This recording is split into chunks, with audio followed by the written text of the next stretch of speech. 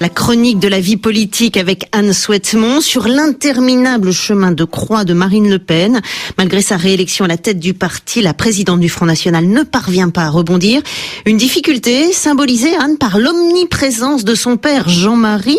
89 ans, Jean-Marie Le Pen, grippé ces derniers jours, mais toujours là. Et oui, celui qu'on appelle le patriarche a fait la une ces dernières semaines, ça ne nous a pas échappé, Juliette. Des mémoires en 4e position des meilleures ventes sur Amazon, une exclusion définitive du parti qu'il a cofondé, et puis une invitation à débattre en prime time sur France 2 face au ministre des Comptes publics, Gérald Darmanin. Une nouvelle jeunesse qui plaît beaucoup, évidemment, au quasi-doyen du Parlement européen, qui accepte d'ailleurs volontiers les invitations à des déjeuners de presse depuis quelques semaines. Déjeuners pendant lesquels il affiche sa grande forme, même s'il n'entend plus très bien, revendique une liberté totale d'esprit lorsqu'il reprend l'expression détail de l'histoire en évoquant la Shoah, expression, rappelons-le, pour laquelle il a été condamné. Entre quelques verres de Brasillac, poète adulé de l'extrême droite, une salade de truffes et un verre de vin, Jean-Marie Le Pen tire à tout va contre sa fille, qui lui a fait pitié, qu'il estime responsable d'un désastre politique, ce sont ses mots.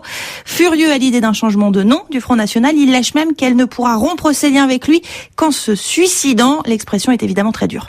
Jean-Marie Le Pen décomplet, on l'entend, qui hante une Marine Le Pen en difficulté. Oui, et Marine Le Pen l'a bien compris, il lui faut occuper le terrain face à un père tonton flingueur. La présidente du FN a donc depuis quelques semaines repris elle aussi ses rendez-vous avec la presse. Mais l'opération séduction est un peu compliquée. Un peu avant le congrès du mois de mars, Marine Le Pen répond, mais elle s'agace des questions sur son père, des journalistes avec qui elle boit son bol de crapaud, dit-elle, lassée de défendre sa nouvelle ligne politique très eurosceptique et de devoir convaincre qu'elle est bel et bien là, que oui, elle est de retour. Alors a-t-elle, Juliette, pour autant perdu le goût de la politique? Non, assure-t-elle, même si son camp le concède, elle continue d'accuser le coup. Elle fait les choses, mais sans enthousiasme, constate par exemple un eurodéputé. On sous-estime la violence d'une campagne et surtout d'une défaite, renchérit l'un de ses conseillers. Un long chemin de croix donc, dont Marine Le Pen n'est pas prête de voir le bout, puisqu'en plus du père, elle est hantée par le fantôme de sa nièce. Et oui, Marine Le Pen est en fait coincée entre deux retraités de la vie politique, son père et sa nièce Marion Maréchal Le Pen, dont 83% des militants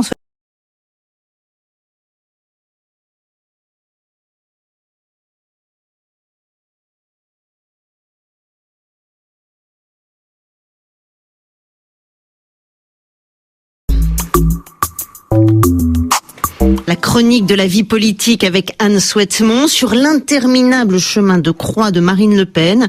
Malgré sa réélection à la tête du parti, la présidente du Front National. Vous nous parlez du premier allié d'Emmanuel Macron. Son parti ne s'est jamais aussi bien porté. Et pourtant, il peine à exister. On parle ce matin de François Bayrou, le chef des centristes du MoDem.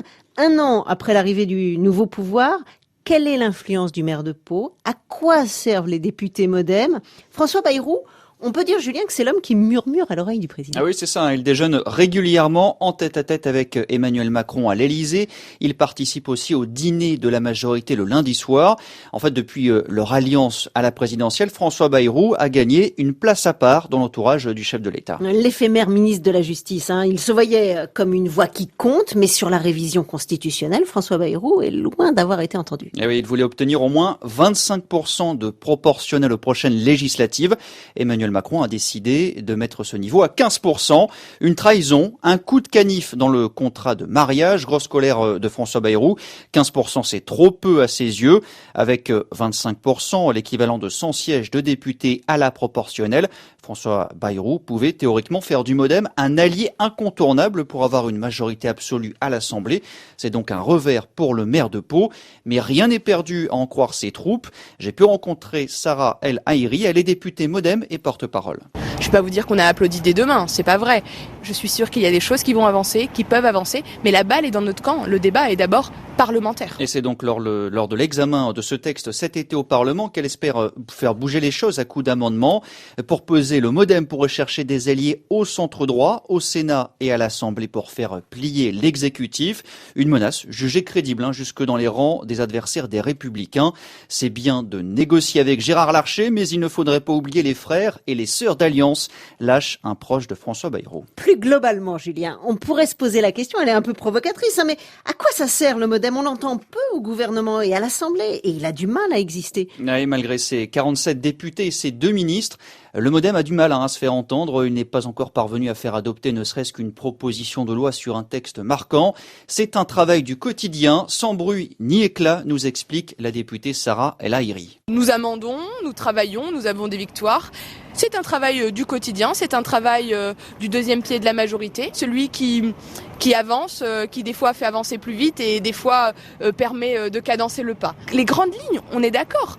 Maintenant, il faut toujours trouver ce juste équilibre, le petit plus qui fera que. Alors on peut y voir une manière de se rassurer, car d'autres élus MoDem se sentent oubliés. Ils demandent tout simplement plus de respect des collègues d'En Marche. Dans les autres partis, le MoDem fait sourire. Ce sont les suppôts de Macron, lance un élu pourtant Macron compatible. Vous nous parlez du... Le rendez-vous politique du samedi. Bonjour Marine de la Moissonnière. Bonjour Magali. Comment devenir un insoumis? Le mouvement de Jean-Luc Mélenchon propose des formations à tous ceux qui le souhaitent. L'école de la France insoumise a ouvert ses portes début février. Un samedi par mois, un cours est dispensé sur Internet, gratuitement. Au programme, l'éducation, le nucléaire, les médias ou bien encore la pauvreté. Et c'est à ce cours que vous avez assisté samedi dernier, Marine. Bonjour à toutes et bonjour à tous. Donc nous allons vous présenter ce matin le 4e cours de l'école insoumise qui va porter sur la pauvreté. Alors ce cours il va se décomposer en 3 parties.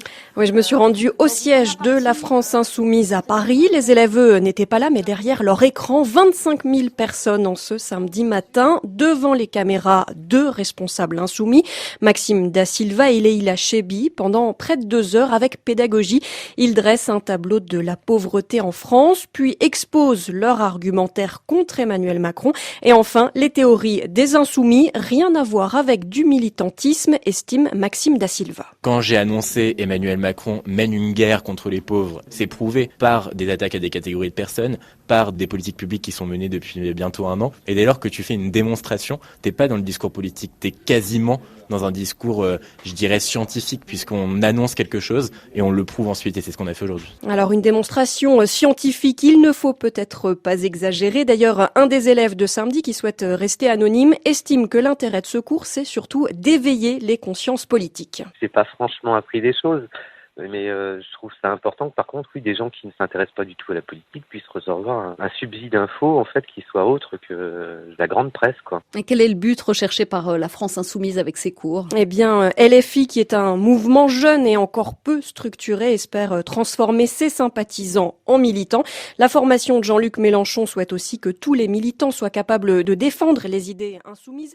En clair, qu'il n'y ait pas d'un côté ceux qui prennent la parole et de l'autre ceux qui collent les affiches. Enfin, 3e objectif, convaincre les indécis. Bref, cette école, in fine, elle a évidemment pour but de faire avancer les idées insoumises. Prochain cours en mai, ce sera sur la fraude fiscale.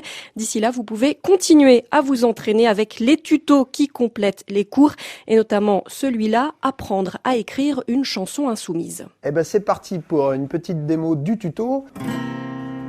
J'ai pas eu mon bac dans la bonne filière, j'ai passé mon bac au mauvais endroit.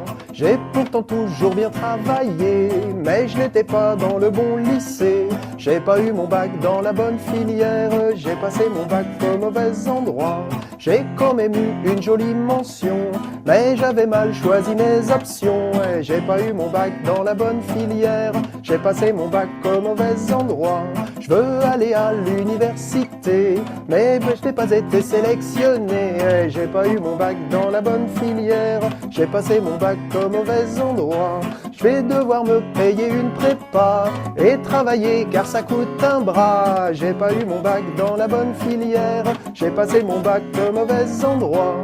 Plutôt qu'une dette pour entrer dans la vie, j'aurais préféré l'allocation d'autonomie. Mais j'ai pas eu mon bac dans la bonne filière, j'ai passé mon bac au mauvais endroit. J'ai pas eu mon bac dans la bonne filière, j'ai passé mon bac au mauvais endroit.